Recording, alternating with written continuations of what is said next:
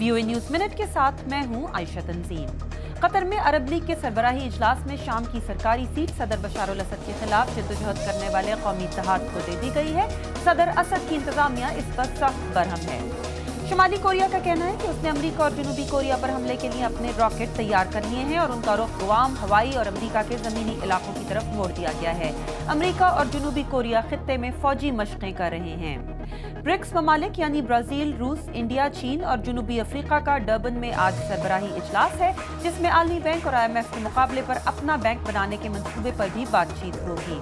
और सऊदी हुकूमत ने स्काइप, वाइबर और व्हाट्सएप जैसी इनक्रिप्टेड सर्विसेज को मुतनब्बे किया है कि अगर उनकी निगरानी करने का कोई तरीक़ाकार हुकूमत को फराहम न किया गया तो उन पर पाबंदी लगा दी जाएगी।